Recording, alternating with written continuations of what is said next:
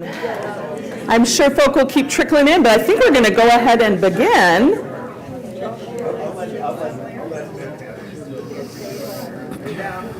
Let's see, I got to get my clicker back. Is it over here? Yeah.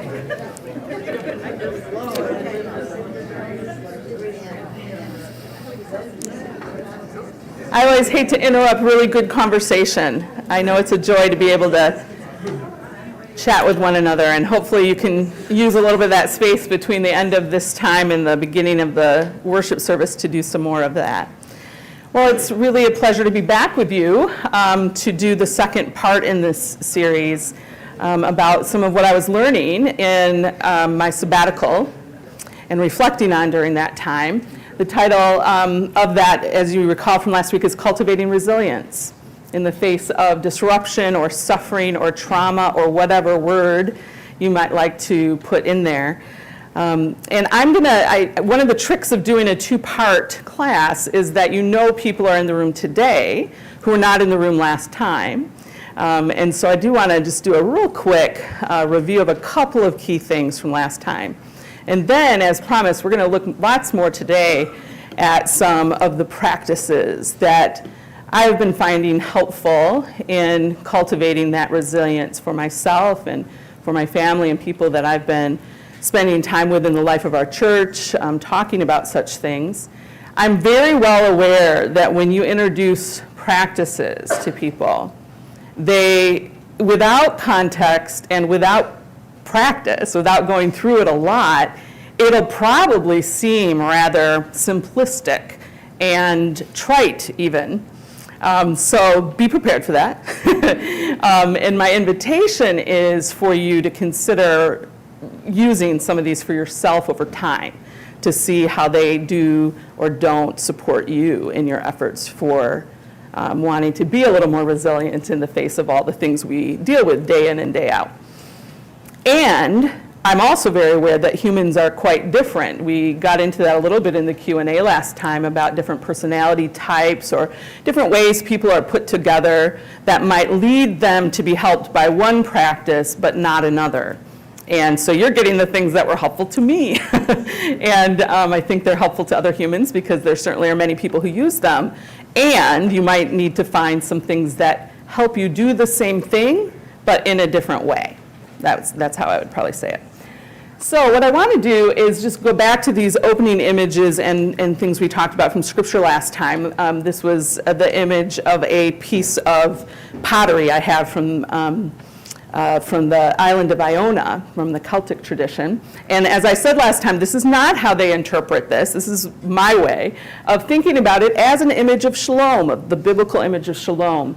And this was the definition that I used last time with you about peace, what the biblical vision for peace was. It's really taken a lot from the Genesis story about what it was that's getting set up in that origin story for human life, that the nature of creation is to be relational, that the relationship with God is to be one characterized by a feeling of fellowship with one another, with God, a closeness with God, as well as a sense of trust. That our relationships with each other are to be mutual and to be characterized by a shared vision for work. Remember that the tilling of the garden was given to them in the garden. So work is not something that we should think of as something that's a part of the fall, but was a part of the design. So finding work that we can do together and be in mutual relationship. And then finally, that the interior life for human beings would be marked by freedom and wholeness. So those were our definitions last time. And then we looked at these pieces from the Christian scripture and teachings from Jesus and Paul about frankly, the things that get in the way of shalom, right? So worry, fear, anxiety, and anger.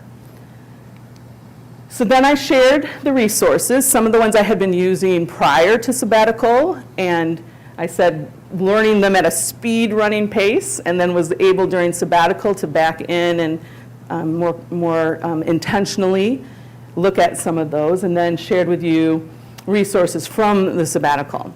And I tried to give you a couple of pieces of insight from some of the online course called Healing Trauma, And I made mention that I wasn't talking until today about this last one, which was the internal family systems.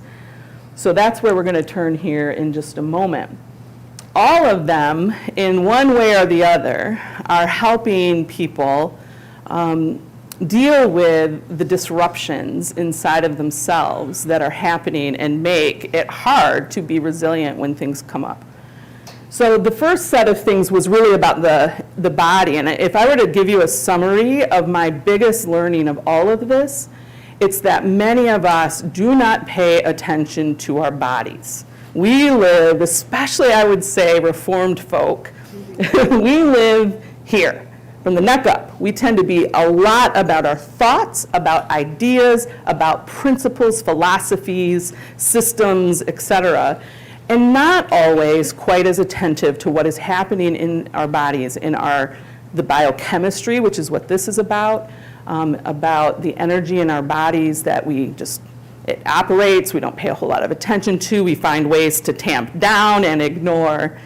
And a lot of this work is about learning to tune into your body, to learn how to manage what's happening there because of the way it fuels so much of our thoughts and our feelings, and therefore our actions. So this was about, if you think about it as the energy or like being aroused in your body, having energy to think and feel and move. So the window of tolerance, which I was with you, Emily, don't like the word, so I put a bunch of other words up there this time, but this is the language in the literature. The window of tolerance is when you're in that optimal place where your energy is regulated, you have the capacity for it to come up when you need to handle something, and it can come down when you can relax, and you want to just sort of live in a world where your energy is going up and down in a nice sine wave, my husband tells me that's what these are called, in this window of tolerance. Some other places that I would describe this as is the space where we can pursue the shalom, the peace that God intends for us. We have to be in a place of some regulation to be able to relate to God with fellowship and trust, or to each other with mutuality or shared vocation. The parent class that's coming up is going to be a second round in the last decade of talking about the work of Daniel Siegel about the whole brain child. And yet y'all recognize this as the Dan Siegel metaphor for the brain, or not metaphor, but kind of a picture of the brain. So here's your most basic primal part, and here you've got your mammalian brain on top of it and your frontal cortex that comes over it. And part of what we teach parents is that, when your kids flip their lid, frontal lobe is off, there's certain kind of ways that you can help them bring that frontal lobe back down and be able to engage with them in a different way. I like to use it for myself. I was, y'all know we had budget issues, right? I was the one kind of working through all of that. And I was talking with Gordon when I saw where things were going to be, and I absolutely flipped my lid. My frontal cortex was on. I was talking about how all of this was going to go down. It was going to be a disaster. What? And then finally I was able to take a deep breath and say, oh, give me a sec. And so did my breathing, blah, blah, blah. Okay, frontal lobe's back on, and then we could talk about it. So it's not just children. We all can have that moment happen when we get up above. So now I'll go to the next one. Oops, wrong way. These defensive states, when your energy gets really, really high and goes up out of that window of tolerance into what they call hyperarousal, that's the place where fight and flight kick in. And for a few minutes, the budget had me feeling that way. And then we found all these different ways to work through it, and it was totally fine. Then you can also go below it. When people feel really overwhelmed by the things happening in their life, the stressors, the traumas, et cetera, sometimes they find their energy just goes totally down, like just crash. That's when people are kind of in that dorsal state when they just cannot think, move. If you've ever seen anyone like this, their affect is flat. Maybe you've experienced it for yourself. You just don't want to do anything. There's just no motivation. That is when you fall into that freeze mode. And then another way, though, of responding to these spikes of energy in your body is what is called tend and befriend. And that's some of what we're going to work on today, is some of the practices for that. so that you don't have to go to fight or flight or freeze, that there's something you can do instead. So here's where I wanted to turn now to internal family systems. Now, this is looking at, in many ways, some similar kinds of dynamics, but through a psychological lens rather than a physiological one. And it's going to be far more complicated. Anyone know internal family systems in the room? Oh, great. Nobody's going to then be like, Jill, that is so simplistic the way you just said that. So that's beautiful. There's a lot that's here. I actually spent a fair bit of time with this. But I just want to show you a couple things because I think they're relatable. So so internal family systems is just talking about the fact that all of us have different parts of our personality. And those parts develop, as we're growing up, often in reaction to something that's occurred. And it's the work of internal family systems is recognizing that those different parts of ourselves interact with each other inside ourselves in the same way that people interact with each other in a family system.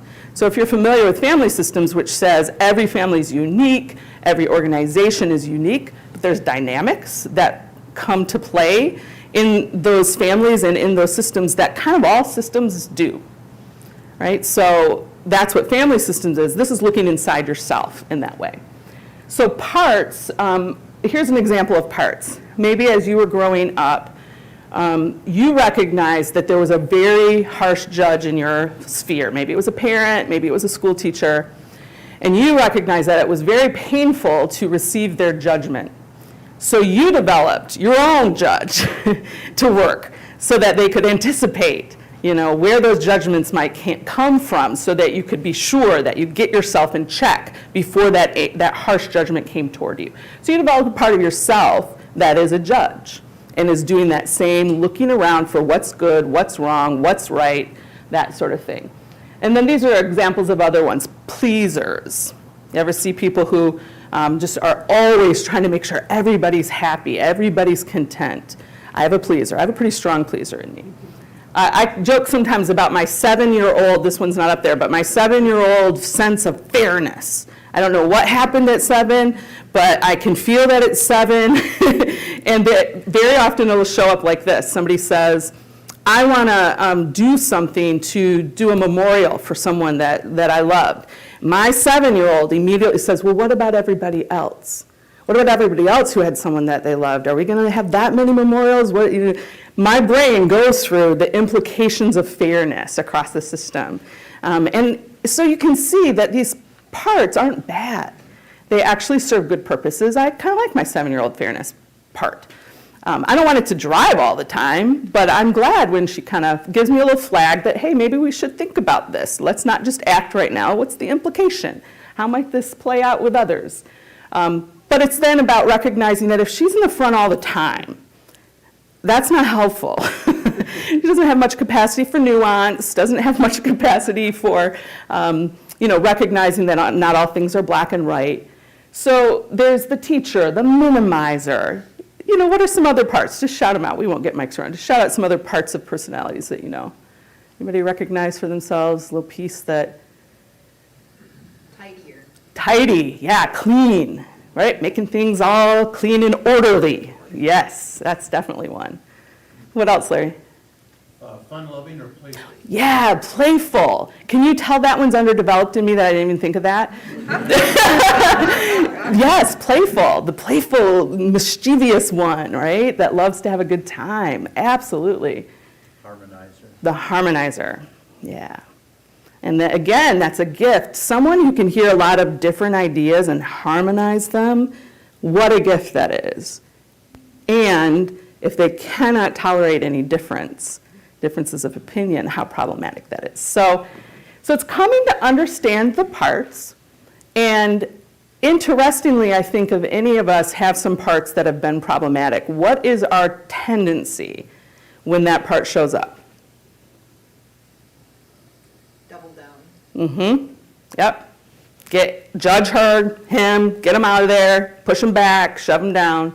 That's the typical pattern for people who, when they have a part of themselves they've come to recognize that can be problematic.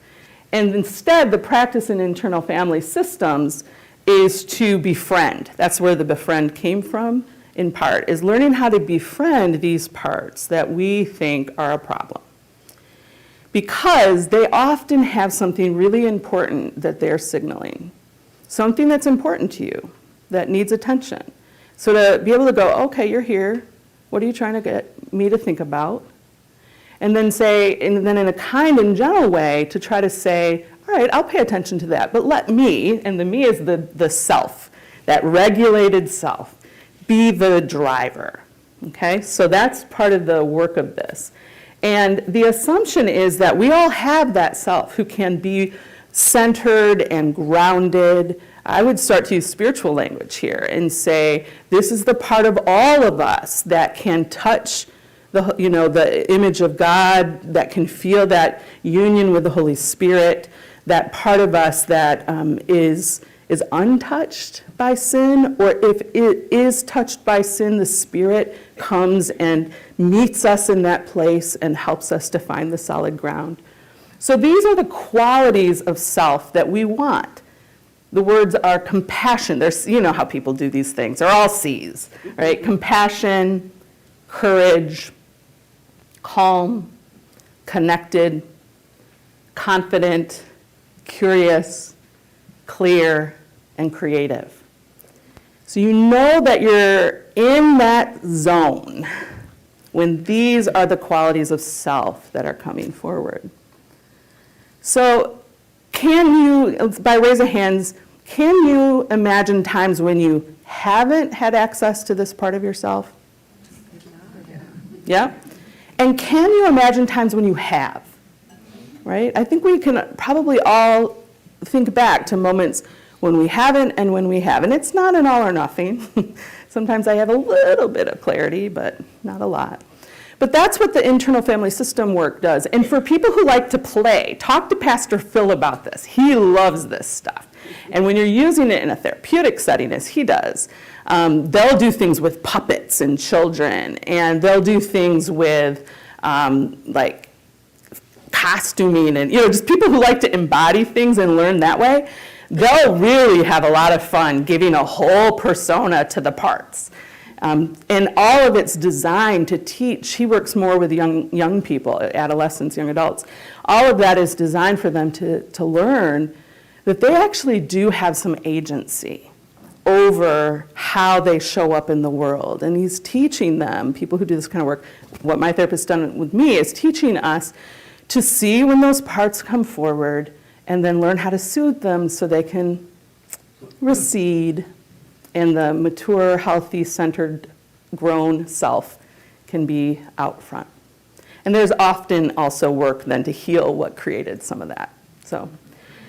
But for our purposes, this is just a different way than looking at the nervous system to recognize what comes up and what you might like to have be different. Which brings us then into, I just wanted to lay these over on each other. You can see the way in which those 8 C words really map well to what we were talking about last week from the biological perspective, the neuroscience perspective.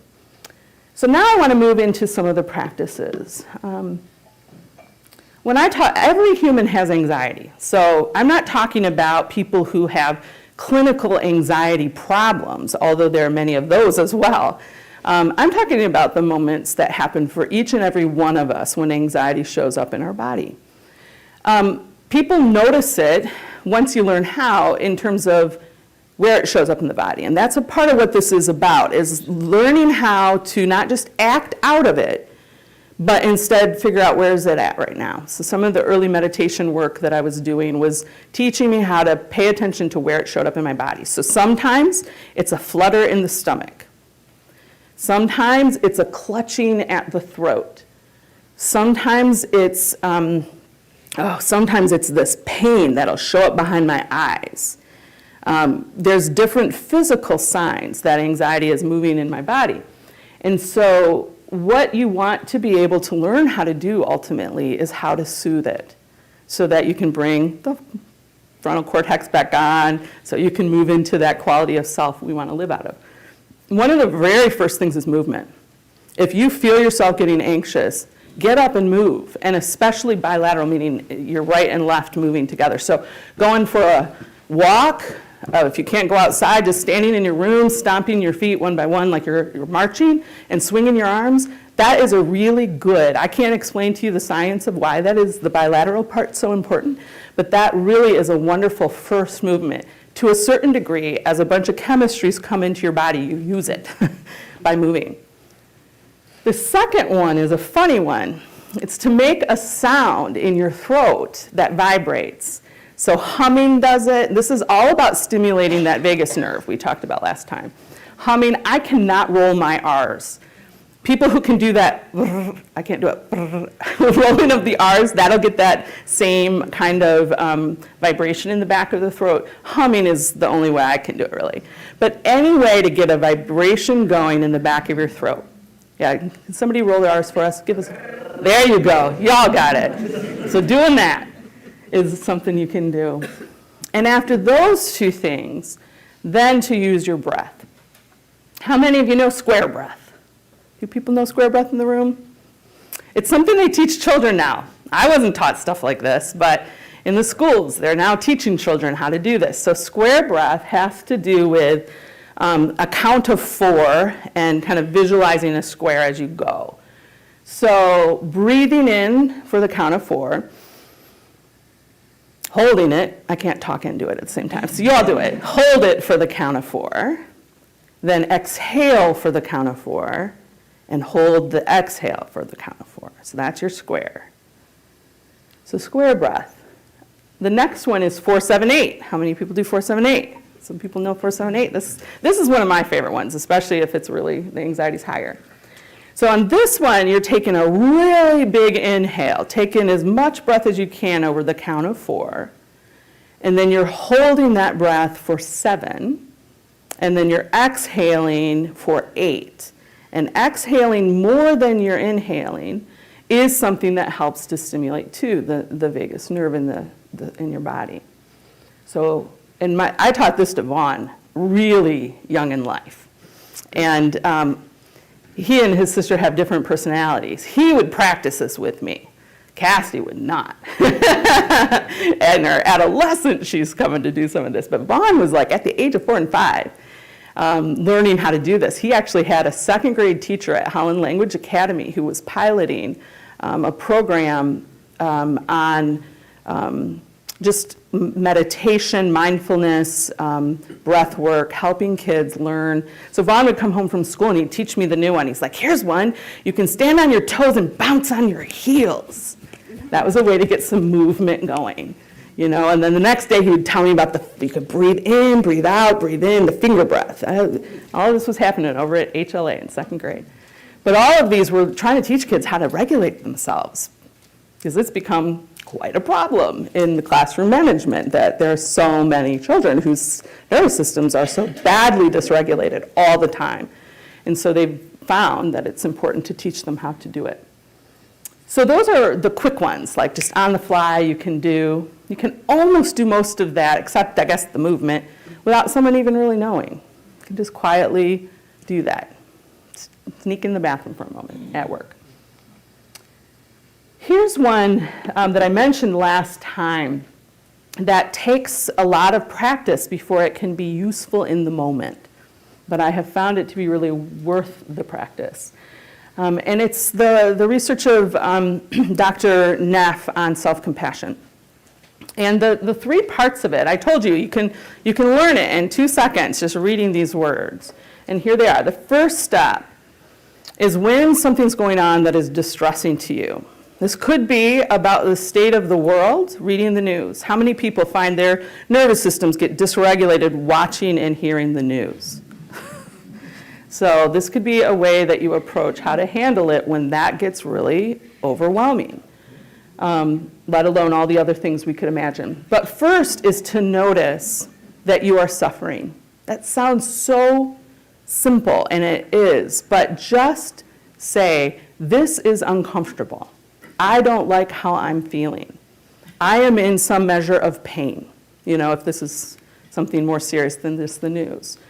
I am suffering. And then the approach is to bring the kind of kindness to yourself that you would bring to a friend. How many of us talk radically differently to ourselves than we do to the people that we try to comfort or befriend in life? It's about bringing that measure of compassion and care to ourselves when we are suffering. And that suffering can be anger, right? It can be fury. There's all manner of things that feel uncomfortable to us that we need some compassion around. And offering some kindness to yourself about it. The second part of this that's really important is that you then do this move of recognizing that what you are experiencing is shared by all kind of people on this globe. There's a certain way in which it's saying to you, there's nothing new under the sun, and you are not special. That's a harsh way to say it, but there is this way that when you're suffering, you do kind of get into a mindset, potentially, where, nobody knows the trouble I see, for that old song. And this is an important piece of connecting. You get isolated in it. Self-pity comes, all the things. This moment, this movement is recognizing, this is common to humanity. Other people throughout all of time and in this moment around the globe are suffering too. And so we connect to that common sense of humanity. And then the third part is to bring a sense of mindfulness, which is a word that gets thrown around a lot. Some of you may know very much what that means, and others are like, that's just gobbledygook jargon. But what mindfulness is meant to do is to help you to notice what is happening. The moment you notice what is happening, you have a little space from it, don't you? So to notice what is happening, what you're feeling, and to be able to let it be. It's about not trying to shove it down, suppress it, make it gone. And it's not about denying it. So you're not either minimizing it or catastrophizing about it. You're just recognizing it and letting it be. Because it's pretty remarkable how you can approach something that is painful differently when your full frontal lobe is on, when you are regulated in your emotional system. It doesn't mean the thing magically got better. It doesn't mean that the thing isn't awful. But these kinds of practices help people find more productive ways to deal with what's wrong in their life than some of the habits we get into, catastrophizing and sitting in this, just letting it loop in your brain over and over and over again. So we're going to do the 5-minute self-compassion break right now. And I warned you last time, I don't love this woman's voice. So try not to be distracted by that. It's a little bit sing-songy, or I don't know. But anyway, but try if you can to hear how what she leads us through in these 5 minutes are connecting to the parts I just said. Okay, so Ken is going to run that for us, and we're going to sit and... This practice is called the self-compassion break, and it's something you can do anytime during the day or at night when you need a little self-compassion. So to practice this exercise, we actually need to call up a little suffering. So I'd invite you to think about a situation in your life right now that is difficult for you. Maybe you're feeling stress, or you're having a relationship problem, or you're worried about something that might happen. I'd invite you to think of something that is difficult, but not overwhelmingly difficult, especially if you're new to practicing the self-compassion break. So finding a situation and getting in touch with it. What's going on? What happened? Or what might happen? Who said what? Really bring the situation to life in your mind's eye.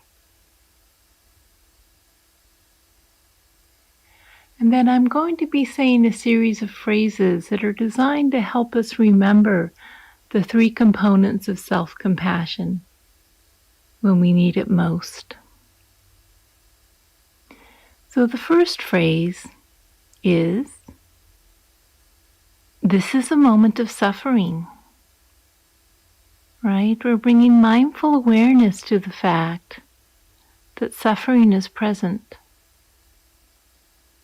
And I'd invite you to find some language that speaks to you. Something like, "This is really hard right now," or "I'm really struggling." We're actually turning toward our difficulty, acknowledging it, naming it. This is a moment of suffering. The second phrase is, suffering is a part of life. Okay, we're reminding ourselves of our common humanity. Suffering is a part of life. And again, finding language that speaks to you. It may be something like, "It's not abnormal to feel this way. Many people are going through similar situations." Right? The degree of suffering may be different, the flavor of suffering may be different, but suffering is a part of life. Part of being human. And then the third phrase is, may I be kind to myself in this moment. And to support bringing kindness to yourself, I'd invite you to perhaps put your hands over your heart or some other place on your body that feels soothing and comforting. Feeling the warmth of your hands, the gentle touch, letting those feelings of care stream through your fingers. May I be kind to myself. And using any language that supports that sense of kindness. Perhaps language you would use with a good friend you cared about who was going through a very similar situation. You know, it may be something like, "I'm here for you. It's going to be okay. I care about you." You can even try using a diminutive if that feels comfortable. You know, "Oh, darling, I'm so sorry." Or you can try calling yourself by your first name. Anything that feels natural to express your deep wish that you be well and happy and free from suffering.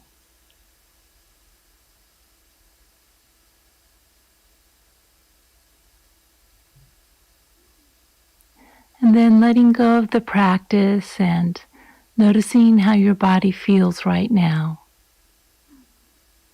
Allowing any sensations to be just as they are. Allowing yourself to be just as you are in this moment.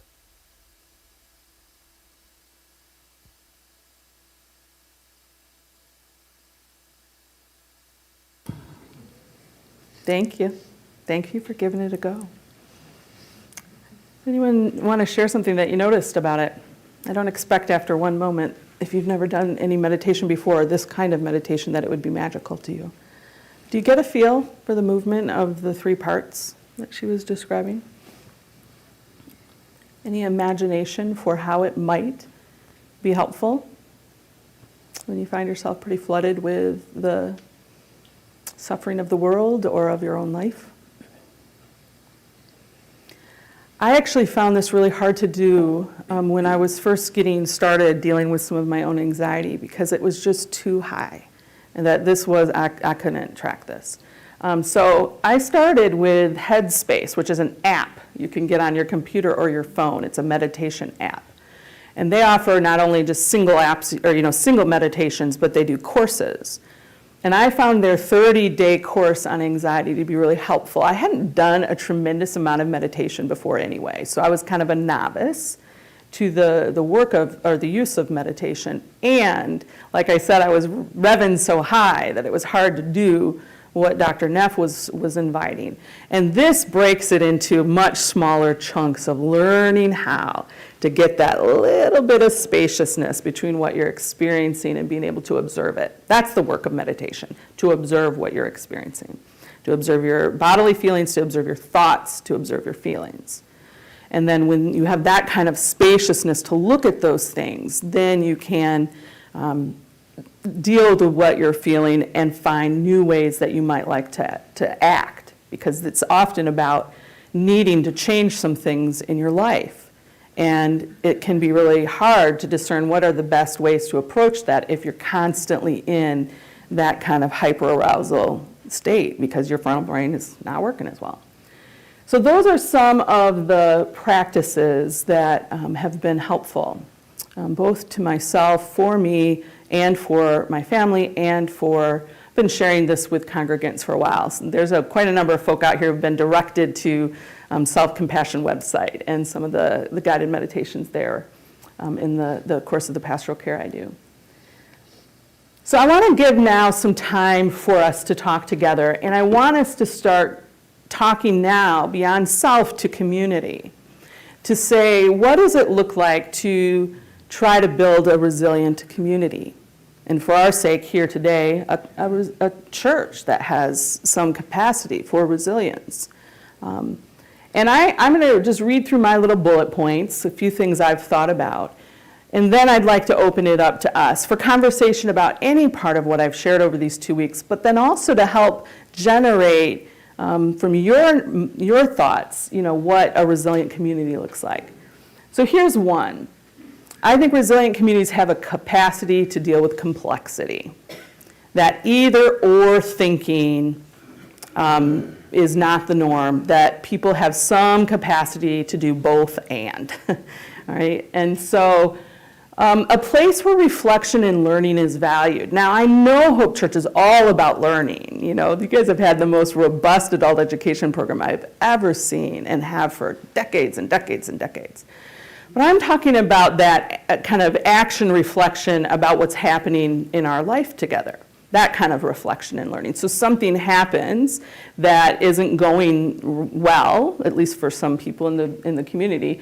Can we take a moment to learn about it?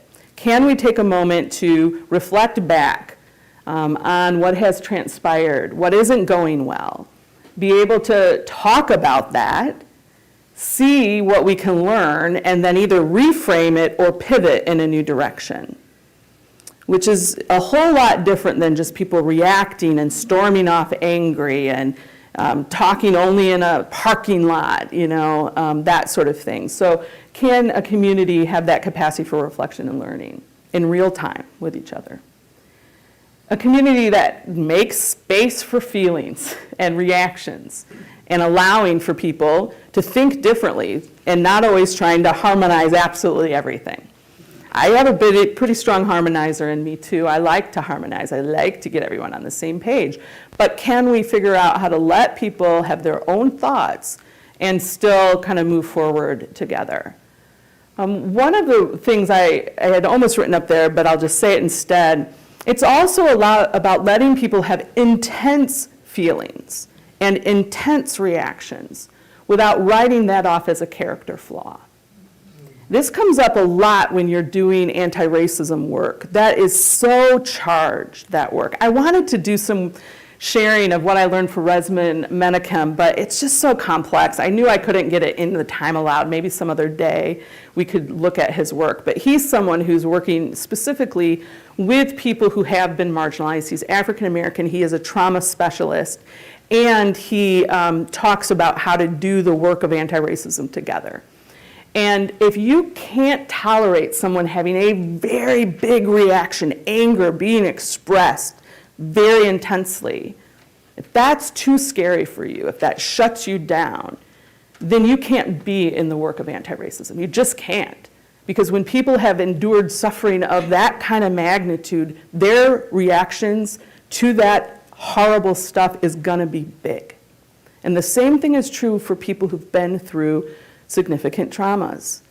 My friend Renee House out in New York, she's now retired, but her congregation was comprised of a tremendous amount of people who had endured unspeakable trauma. They had relational dynamics like you would not believe, because so many people had unprocessed trauma. Their emotions were big. Their reactions to things that might seem very small to you were out of this world. And they were able to find their way together because Renee has this incredible capacity to hold a safe container for really big feelings. And so she could help. And it wasn't about letting people just behave however they want. She was also working with people to help them get regulated so they'd stop exploding all over the congregation. But it's this learning about, can you let, because otherwise you're going to say to people who carry a lot of this reactivity, you're not welcome here. If you're going to freak out when somebody says something inappropriate, and talk about them for the rest of their lives, they're going to be out that door in 2 seconds and never come back. So letting that happen without kind of making it about somebody's character. It's, no, this is somebody having a big reaction because something really important to them is needing attention. So that's another piece of it. That there is deliberate intention to tend the social fabric. We talked about that at the congregational meeting, a feeling that some of that social fabric, got a little strayed and pulled from COVID. And how do we really build that back? How do we give a lot of attention so that people feel connected to each other? And the last piece is really learning how to live out of a restorative lens. I realize it's been a very long time since we've talked about restorative circles in our congregation. We did a lot of, we did some adult eds and some practice groups and made people aware when we first got started with this work about 12 years ago, and it sits out on our bulletin board all the time. But I realize there's a lot of new people who don't know anything about this. And there is so much in that work that is really important to resilient communities about how to approach differences and conflict. So I'm not going to do that now. But that was some of the things that I had in my mind. So let's get microphones around and see what y'all are thinking about. Questions, pushback, wonderings, continued definition of resilient community. From watching this on TV, do I understand I say my name and then say what I've got on my heart? Yes, okay. you do. So my name is Mary Van Andel. Jill, I'm flying by the seat of my pants here, so it's just an association. Sure. It strikes me that over and over, the epistles in particular urge self-control, which seems to me has been understood as self-repression. Yeah, that's fair. So I've had experiences many, many times over my life saying something in public, absolutely no one else concurs with that overtly. And then afterward, emails and silent moments of thank you for saying that. And so part of me wants to say, well, how about if you said it too? Right. If that's what everybody's thinking, then somebody confirm. Okay, so I wonder if part of our religious training, if we're thinking self-control means repressing our thoughts, feelings, etc., in order to be in supposed unity, another language of the scriptures, does it make almost impossible the self-compassion, or at least a whole new learning, because that requires expression. Right. It does. I think you're spot on, Mary, in a lot of ways. I honestly think this work is about giving people tools for self-control in the best sense of what that is. But because self-control has equaled for very many of us silence, quiet, stuffing down, pretending, covering over, it can make it really difficult for Christian people who have especially a pietistic background, to be able to do self-compassion, because you're going to feel like what's needed is to judge all that unpleasantness, right? But I would argue that that was always a misunderstanding of what self-control is. because Jesus was regularly surfacing all the things that were kind of going on under the surface, to use that word twice, bringing it up, and it caused a lot of conflict. People did not like it. He had moments where his expression of his emotion was intense, even anger. He wasn't afraid of that kind of disruption. But it was always in service of helping that community stitch back that social fabric. You had to kind of rip some things out before you could stitch it back together. So I think when we look to Jesus and how he operated, if you look to the prophets and how they operated, if you look to the Psalms and how they prayed, there's actually quite a lot of scriptural precedent for being expressive with your feelings. The Psalms, pray the Psalms as a practice, and you'll get a little more comfortable with the angry fist at God and the poor is me suffering and all the things, the huge range of human emotion. So I'm with you 100% that it's really hard for us who've been taught to think of self-control in a particular kind of way. And I think there's a lot in the scriptures that can support having a lot less censorship of what it is that we're feeling and thinking. And I would argue that this kind of work helps for self-regulation, which is a form of self-control. At the end of the day, I needed to stop flipping my lid, right? I really did.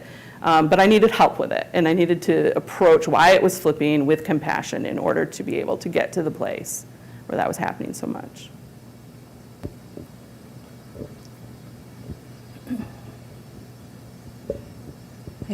I'm thinking of Paul's congregations, and in the context of self-control, I think one is one-upmanship, where we try to do better than the next guy, or Sure.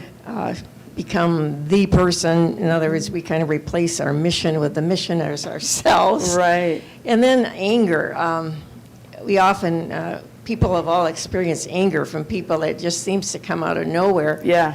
And that's because we're not being healthy in expressing our anger, and we're probably using that poor person there who maybe flinched a little or something in venting on them. So Yeah. they have no, that I would call self-control, healthy use of our emotions. Right. Yep.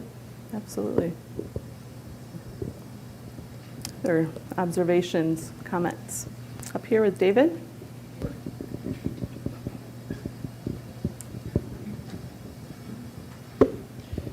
So just a couple of thoughts. One about the nature of difference in community. You and I have had some of this conversation. I live in a world, an academic world, that where wisdom grows from competing ideas, Yeah. and I relish them. I would not want to be part of a monochrome community where everybody thinks alike, Yeah. and I only hear my own thoughts echoed back to me. So I think it's a strength when we have diversity and we're free to express that. Yeah. I had one other question just about your presentation, Jill, and I wonder if there's two complementary strands of wisdom, of which your presentation has beautifully represented one. There are a lot of people that live with anxiety or depression that challenges or distracts or even disables their Yeah. lives. And there are some very helpful things we can do to deal with that. Yeah. And that's what we've been rehearsing. There's another strand of wisdom, and I don't know if this is what Jesus had in mind when he said, you'll save your life by losing it. But it says that people who are struggling with their emotions often are intensely self-focused and would benefit by living beyond themselves. So Susan Nolan Hooksman, for example, a great depression researcher, says that intensive rumination, kind of overthinking Yeah. things, thinking about self, rather than getting in the flow of life as you engage things beyond self with vocation, focusing on other people Yeah. rather than self, is a real route to ultimate shalom and meaning. Yeah. And so are there two complementary strands of wisdom in here, and how do we balance those things? Yeah. That's my question. I mean, I think the therapeutic folk, not just the researchers, but the therapeutic folk would say the same thing. That an engagement, in helping other people, an engagement of getting out of that room you want to stay in all the time and have some social interaction, of taking on a volunteer project. All of those are things that get brought into the mix even when you're working in these kinds of realms. So I don't actually necessarily think of them as in competition with each other, like you can either do this or you can do this. I think of them as two different strands of wisdom. I actually appreciate that image. And sometimes one cannot go here without having gone first here. So this is the strand of reflection, coming to understand what's motivating you, what's operating in you. There's a lot of self-thought here. That if you don't have any space to do that, you can go out and do, spend 40 hours a week volunteering, and you might still end up suicidal at the end of the week, right? So that you really do have to kind of make sure that both are happening. So now that was a really dramatic way to say that. You could also find that at the end of the week that you are feeling pretty empty. Maybe not to the point of suicidal ideation at all, but just empty because some of the doing was a cover over top of some of this that needed attention. But yes, if all you ever do for 20 years is look at your parts and play with your meditation, and that's all you ever do, you're going to miss out on Shalom, because shared vocation, right, work in the world with other people is very much a part of what Shalom is. So yeah, absolutely, it's got to be both and.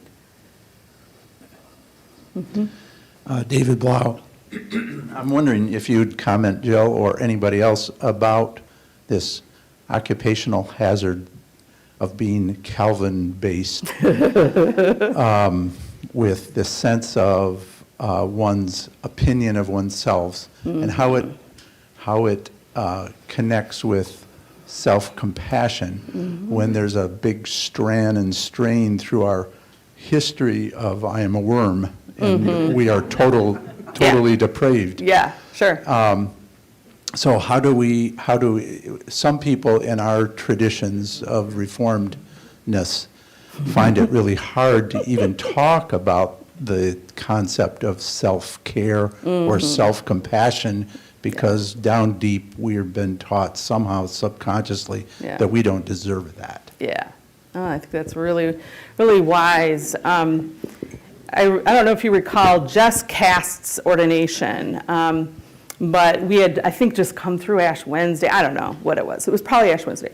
But I talked to her about both the marking of ashes, that is about you are dust, you are frail, sackcloth and ashes, and baptismal water that says you're beloved. Gordon reminded me about Jim Cook. Jim Cook 2 times in a row. And a sermon he preached that was really impactful to Gordon about having your hand in both pockets. One of them is the hand of humility, and the other is the hand of your belovedness. I mean, similar kind of thing. You've got to have both. I think it was Psalm 8, if I'm not mistaken, that you are both dirt and you are higher than the angels. I think Gordon spoke about this, or you're just below the angels. Thank you. See, that's when you go too far. Just below the angels, not above. Right? So I think that it was Psalm 8 he was preaching on, and he gave that image for it. So it is both. And so what I think in part can happen is that if you've lived your whole life with only one hand in one pocket, if you've lived your whole life only with the ashes, you're going to have a lot of attention put on the you are beloved, right, part of our baptism, in order to get this to come into the healthy balance. At the end of the day, you want self-reflection that helps us to be wise to who we are and how we work, and we want to be engaged outside of ourselves with people around us, both things. So what's getting in your way? There's all kind of people for whom the self-absorption is the problem. They're the ones you want to kick out the door and get over to Community Action House to volunteer, right? And then there's the people who give themselves away till there's nothing left, and those folks might need to be invited to ratchet down their volunteer hours to spend a little bit of time giving some attention to themselves that need compassion. So it's always a both and, but it's really hard for many of us because the scripts are loud.